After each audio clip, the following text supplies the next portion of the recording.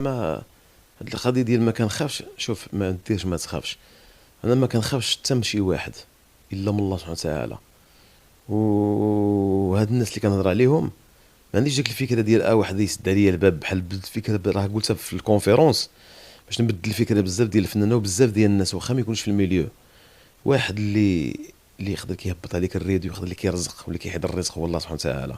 مادام انك كتهضر على الحق وكتضرب الجمع على الناس كاملين وكغيره وحب الفنانين المغاربه خوتنا، ما تخافش. لان ما كنديرش انا كرشي خاويه، ما ساني شيكات، ما هارب الدوله، ما تبعني نفقه ديال شي وليد ولا شي بنيته، ما دير كريدي، ما ناهب، ما ناصب، ما والو. الحمد لله كلشي خاوي. ملي كنهضر وانا تايق في راسي وكنعرف شنو كندير.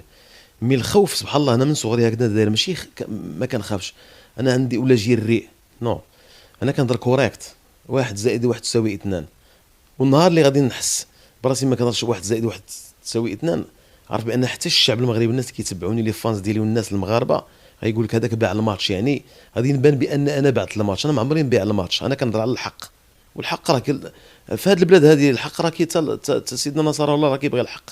راه بالعكس كيقول لك نوض هضر على حقك وانا معاك. ما يمكنش انت ما كتهضرش على راسك. وشكون راه السكوت علامه الرضا، راه قلتها في بزاف د المنابر.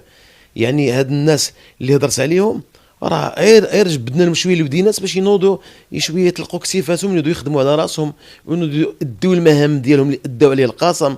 ومتينين بزاف تحيد هذه المحسوبيه. شوف حنا وني داخلين على واحد كاس العالم ديال 2030، شو الدوله ديالنا كيتنقص ولات الازدهار وتبارك الله البني كيولى النقالي ولينا فيه التطور.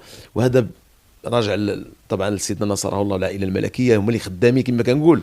هما تبارك الله اللي ماشيين بهذه البلاد هذه. هما راه كاين بزاف ديال المسؤولين، ما كنقولش كلهم ولكن بزاف راه غير ناعسين.